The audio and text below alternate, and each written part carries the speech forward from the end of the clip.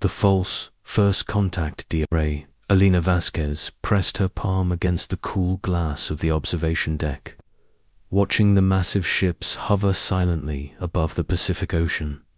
3 days had passed since they arrived, and the world still held its breath. The vessels were beautiful in their alien design, curved like silver teardrops against the morning sky, each one larger than Manhattan.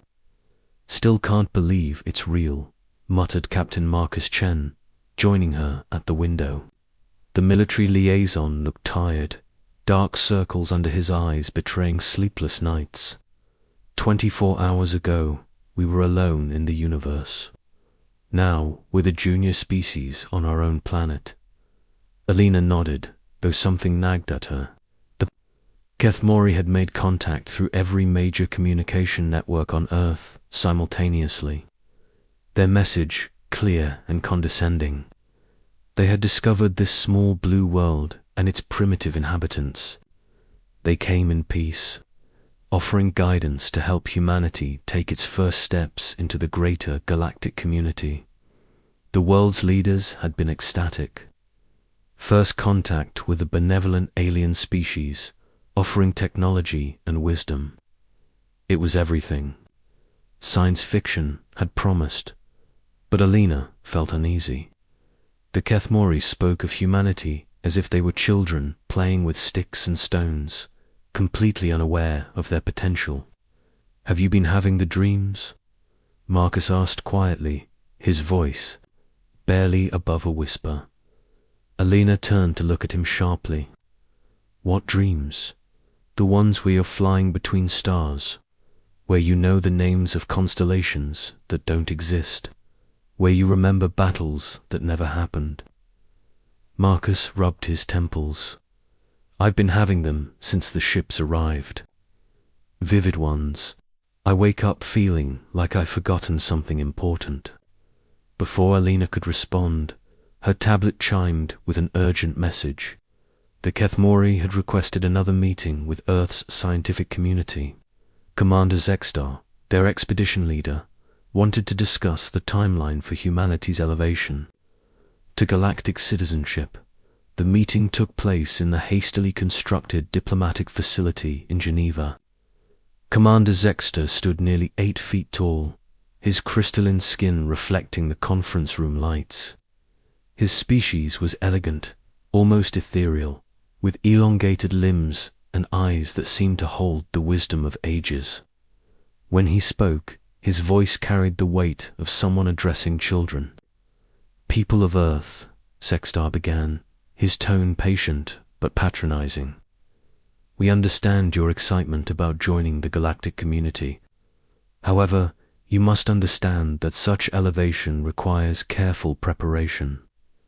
Your species has only recently discovered atomic energy. You have yet to achieve sustainable fusion, let alone master faster-than-light travel." Alina found herself standing before she realized it. "Commander, with respect, how do you know so much about our technological limitations? Your surveys of our planet have been remarkably thorough for a species that just discovered us." A flicker of something crossed Zextar's features. Annoyance, concern. "Dr. Vasquez, is it? We are an ancient species. We have encountered many primitive worlds. The patterns of development are predictable." "Predictable," Alina repeated.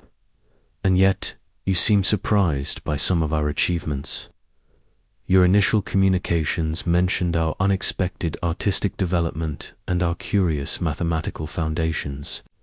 If we're so predictable, why the surprise?" The tension in the room was palpable. Other human delegates shifted uncomfortably, but Alina pressed on. "Furthermore, some of our radio telescopes have detected energy signatures from your ships that match theoretical propulsion systems our physicists have been working on.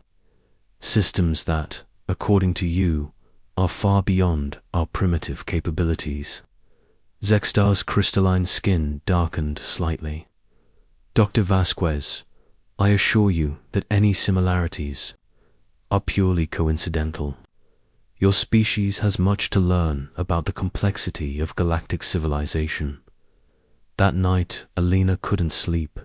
She found herself in her laboratory, running analysis on the alien communications. The mathematical structures underlying their language were complex, but strangely familiar. She had seen these patterns before, but where?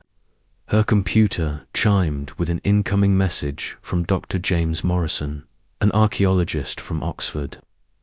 "Alina, you need to see this. I'm sending you photos from a dig site in Turkey. We found something that shouldn't exist." The images showed stone, tablets covered in symbols that made Alina's breath catch. They were the same mathematical structures she'd been analyzing in the Kethmori communications. But these tablets had been carbon dated to over 12,000 years old. "There's more." Morrison's voice came through the video call. "We found similar tablets in Egypt, Peru, and Easter Island, all showing the same symbols, all from the same time period." "Alina, these aren't just random symbols. They're star maps." Alina felt a chill run down her spine. Star maps of what? That's the impossible part. They show stellar configurations that wouldn't be visible from Earth without advanced telescopes. But more than that, they show travel routes between star systems. "Alina, these maps suggest that someone from Earth was traveling between the stars. 12,000 years ago." The revelation hit Alina like a physical blow. The dreams Marcus had mentioned, the familiar patterns in the alien language, the unexpected nature of human achievements that surprised the Kethmori. What if they weren't humanity's first contact with alien life? What if they were something else entirely? The next morning brought more disturbing news. Reports flooded in from around the world of people experiencing vivid dreams of space travel. A commercial pilot in Japan claimed she remembered flying ships that could cross galaxies in hours. A mathematician in Brazil had worked out faster than light equations in his sleep, equations that matched theoretical models, decades ahead of current science. Most disturbing was the report from a military base in Colorado. Soldiers had been found sleepwalking, moving in perfect formation, speaking in unison in a language that didn't exist. When they woke, they remembered nothing, but security footage showed them performing complex tactical maneuvers that weren't part of any Earth military training. Alina called an emergency meeting with Marcus and Morrison. They gathered in her laboratory, surrounded by printouts of alien communications, ancient star maps, and reports of impossible memories. "What if?" Alina said slowly, "the Kethmori aren't here to make first contact.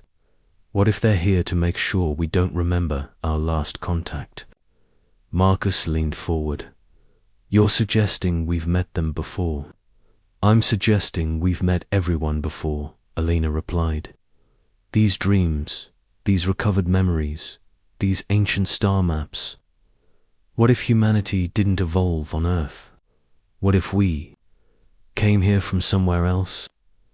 Morrison spread out the ancient tablets. "The dating is consistent worldwide. About 12,000 years ago, there was a sudden decline in advanced human settlements. Cities that showed signs of incredible technology were suddenly abandoned. It's as if an entire civilization just ... vanished. Or was made to vanish," Marcus added grimly.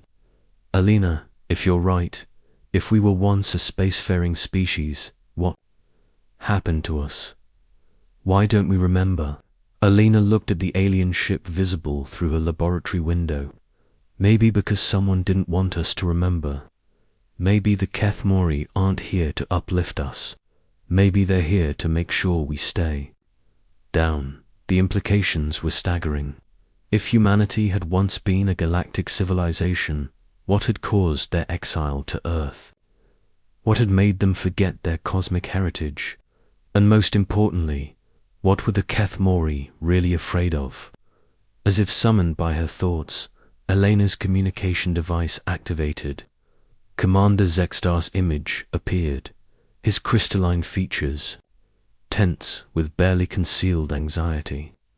"Dr. Vasquez," he said, his patronizing tone replaced by something sharper, "we need to discuss your recent archaeological discoveries. There are things about your planet's history that require careful explanation." Alina exchanged glances with Marcus and Morrison. The Keth Mori were no longer pretending to be benevolent discoverers. They were showing their true colors, and those colors were the shade of fear. "Commander," Alina replied, her voice steady. Despite her racing heart, "I think it's time we discussed what you're really doing here, and why you're so concerned about what we might remember." The game was changing. Humanity was beginning to wake up, and the Keth Mori were clearly not prepared for what they might find when the sleeping giant finally opened its eyes. Outside the laboratory window, the alien ships seemed less majestic now, more like prison, wardens hovering over their charges. But somewhere in the depths of human memory, something ancient and powerful was stirring. The stars were calling, and humanity was beginning to remember how to answer. Asterisk. The awakening truth, the confrontation with Commander Zextar, had been scheduled for the next morning, but Alina Vasquez never made it to the meeting. Instead, she found herself standing in the middle of the Sahara Desert at dawn, with no memory of how she got there. She wasn't alone. Hundreds of people from around the world had converged on the same spot, all drawn by the same inexplicable compulsion. A former NASA engineer from Houston stood next to a fisherman from Norway. A software developer from Tokyo chatted icily with a farmer from Kenya. They all shared the same look of confused recognition, as if they were old friends meeting after a long separation. "You feel it too," said Sarah Kim, a former Air Force pilot who had been grounded after claiming she could fly aircraft that didn't exist. "The pull, like something under the sand, is calling to us."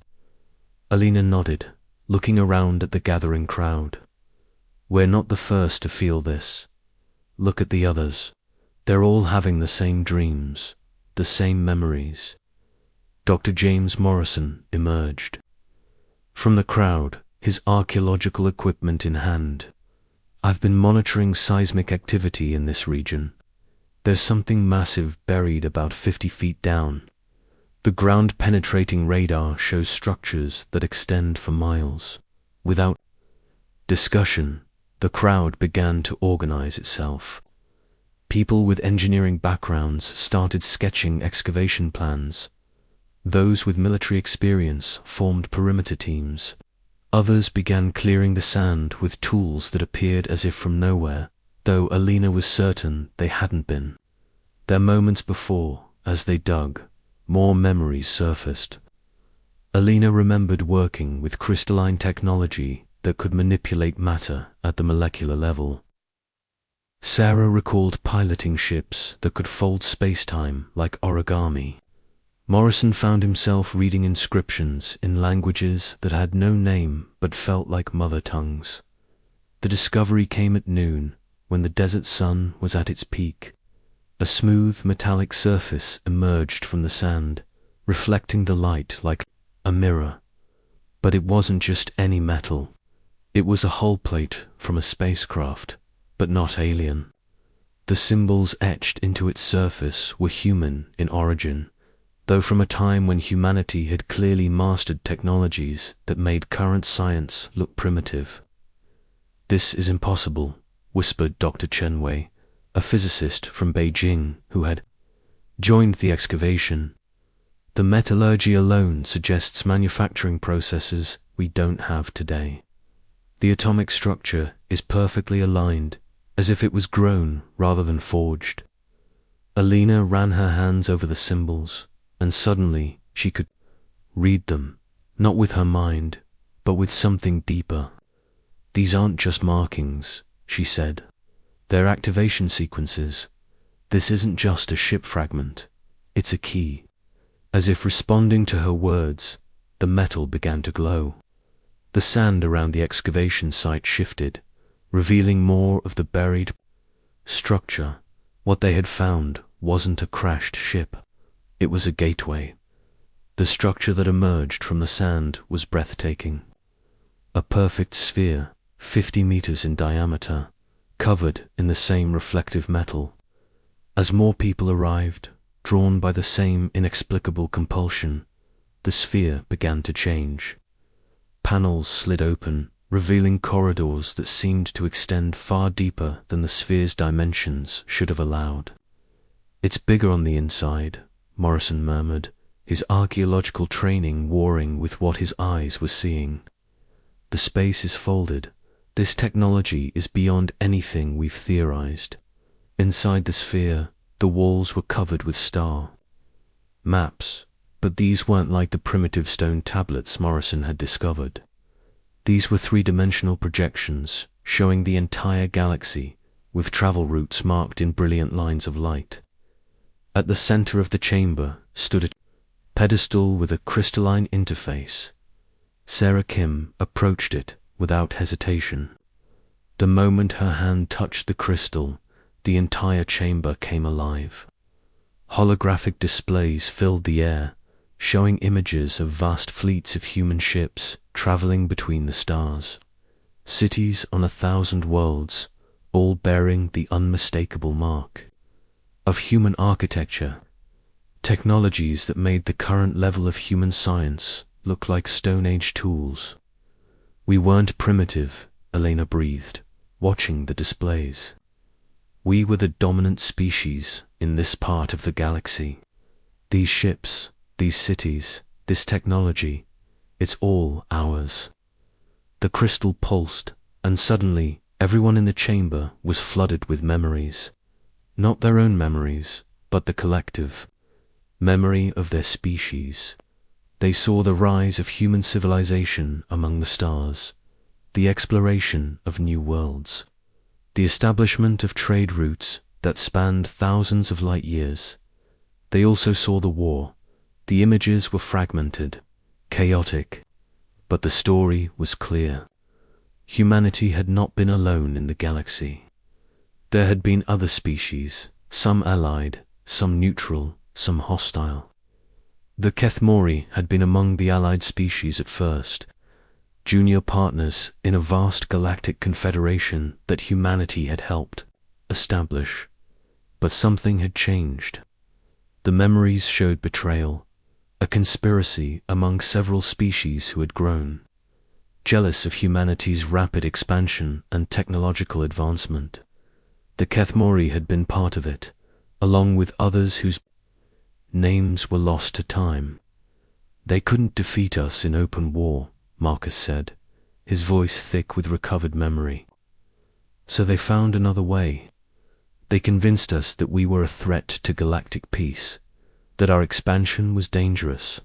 They offered a solution. Alina saw it now, the final betrayal. A weapon that didn't destroy the body, but erased the mind. A galactic amnesia that would strip humanity of its technological knowledge, its star-spanning civilization, its very identity. In exchange, they would be allowed to live on a single world, their memories edited to believe they had evolved there. Naturally. Earth wasn't our birth world, Sarah realized. It was our prison. They wiped our memories and left us here to start over from scratch. The crystal pulsed again, and the chamber filled with new images. Recent ones, the Kethmori ships arriving. At Earth, their supposed discovery of humanity, but these images showed the truth. The Kethmori had been monitoring Earth for millennia, ensuring that humanity never recovered its lost knowledge. Their arrival now wasn't first contact. It was a prison inspection. "They're panicking," Morrison observed, studying the tactical displays. "Look at these readings. The memory wipe was supposed to be permanent, but something's gone wrong. We're remembering anyway. Alina understood. The burial sites, the artifacts, the star maps. Some of our ancestors must have hidden them before the memory wipe was completed. They left clues, hoping that someday we'd find them and remember who we really are. The chamber around them began to change again. New panels opened, revealing storage areas filled with devices that hummed with barely contained power. Weapons that could shatter moons, drives that could fold space-time, communications arrays that could reach across the galaxy in seconds. The question is, Sarah said, hefting a device that looked like a weapon but felt like a tool, what do we do now? The Kethmori know we're remembering. They won't let us just walk away from this. As if summoned by her words, the chamber's communication system activated. Commander Zextar's image appeared, but his patronizing demeanor was gone. In its place was naked fear. You should not have found that place, he said, his voice tight with anxiety. The burial sites were supposed to remain hidden. The memory suppression was designed to be permanent.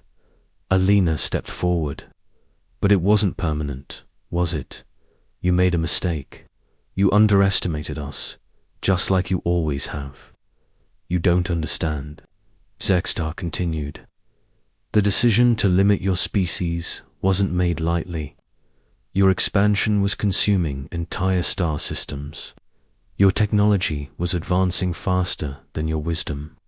You were becoming a threat to all life in the galaxy.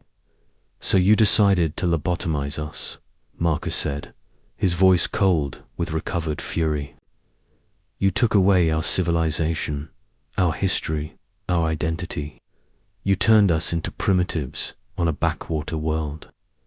It was necessary, Zextar insisted, and it can be done again. The memory suppression technology still exists. We can wipe your minds once more. Start the process over.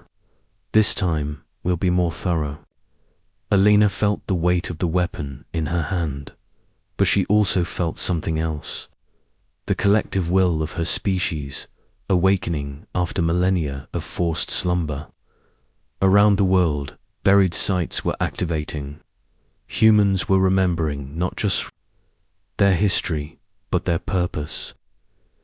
You're wrong about one thing, Alina said, her voice carrying the authority of someone who had once commanded fleets among the stars. We're not becoming a threat to galactic life. We already are one, and we always have been. The chamber filled with the sound of activation sequences. Around the world, other buried sites were coming online. Weapons platforms that had waited for thousands of years were powering up. Ships that had been hidden in the deepest trenches of Earth's oceans were rising to the surface. The difference is, Sarah added, her pilot's instincts returning with crystal clarity. This time we know what you are. This time we're ready for you. Zextar's image flickered and died. Above them, the Kethmori ships began to power their weapons. But they were too late. Humanity had awakened, and they remembered everything. The stars were calling, and humanity was ready to answer. This time, they would not be caught off guard. This time, they would not be betrayed. This time, they would reclaim their birthright. Among the stars, the age of humanity's exile was over. The age of their return had begun. Asterisk.